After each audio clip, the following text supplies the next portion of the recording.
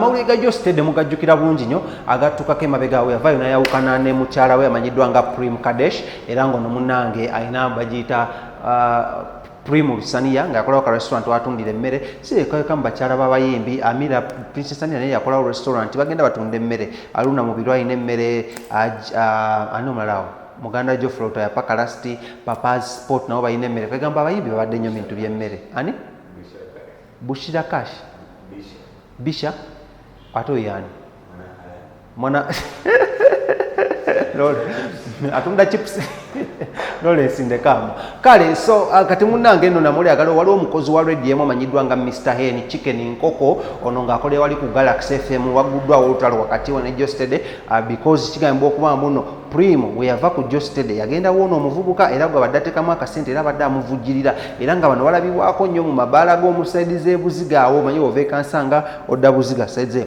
nga balabibwako nnyo nga babeerayo nnyo abo ababiri era nga kigamba muno nawe badde bakola ki bayidde balina connection ey'amaanyi era bano mu kiro badde muno babalaba nga akamotoka ka Prim Mr. Hen yakavuga Mr. Nkoko era nga Mr. Nkoko muno agezaako kubojjerera bijanjaalo bya Prim kubanga Prim ye mukyala kati ate Mr. Hen ye Nkoko gyasanga ekijanjalo gyakola kijabojjerera so neri olunaku lwaleero baripoota baffe ab'enjawulo batuuseko ewa Mr. Hen ono Mr. Nkoko ogezaako okulaba muno bafuna eggulire okulaba muno batutangazaamuko kuki ku bigenda mu maaso mu bulamu bwa Mr. Hen ne Prim Kadesh eyali mukyala wa Jostede sikimanyi oba bakyali naye Jostede tugamba bajja mala babisorting n'ennaku za Jostede adda alina oluyimba olupya lwa pushinga alina alubamu empya gyali mu kupushinga n'ebirala bingi nnyo so katugende wa Mr. Hen Nkoko Lawrence sikyo abeeko byatunyonera ku mulaavu ye awojjerera ebijanjalo by'abantu oba nedde ebijanjalo byabojjerera bibye oba ebijanjalo byabojja byojja si bibye atunyonyole because ali mu kurisikinga kubanga aluzinga omulimu gwe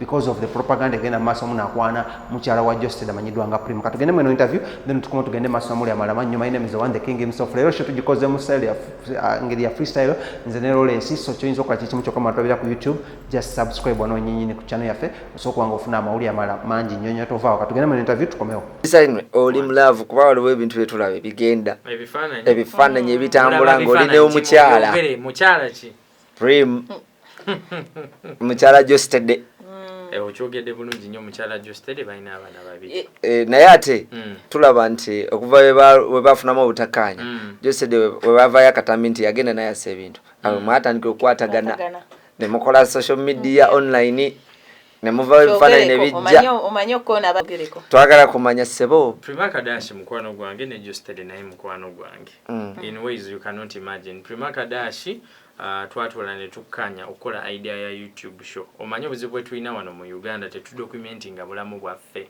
oba okitegeera tetukozesa platforms ze tulina show ze tuteekayo ku YouTube abaana baffe bajja ziraba abaana bamwe bajja ziraba kubanga we talk sets show bagiyita the talk twogera ku relationships twogera ku sente motivational speaking ebintu abantu abamenyesa emitima betwogera nabo oba okitegeera so Prim Kadesh is my partner ku show she's my co-host chovola atubeera mbeera nnyo naye so oba olabanga ekifaananyi maybe yakitaddeyo nga twabadde ku shoot netulabanga kisuseewo ebyo mmwe mubyogera ogenda n'owomereza banno wano kumpewo n'olowooza nti bali mu love kati gwe tukimisayinula ekintu nga tulaba kisuseewo nnyo webeera love nandivuddeyo ne ŋŋamba ensi nti bannange waliwo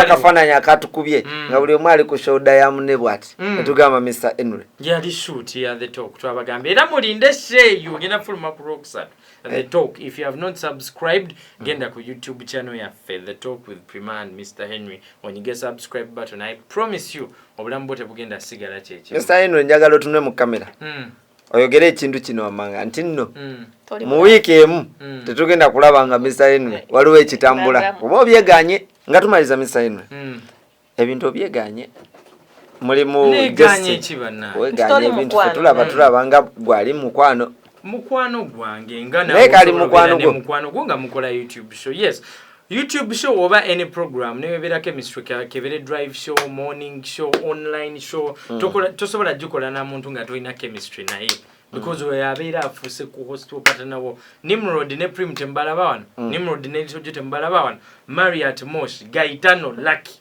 It is a chemistry you have to build. But lwakiko ne bawe tasobola kwogera eri abantu ku YouTube. Actually, she's even the right person. Omanya abakyala bameka abali eyo nga bayita mu bintu nga baagala just omuntu ababulireko abagambe nti bannange things are going to be okay. Relationships happen. I'm sure you are in relationships. Relationships happen all the time. Abantu baawukana enkya neggulo. So there will be a time when you need someone to talk to you. So who can talk to you better than omuntu gw'omanya akiyiseemu? Katusuubire nti ebigambo byo tojja biddamu ate tojja birya. Ate nga mbiriira ki? Omanyi ebyo ebigambo ebitambula ne mbyegaana atologira. Mulabe sho. Kale so. The talk with Prima and Mr. Henry mugirabe mujja funa muche mwagala. Kale so. Toyanziza sebo.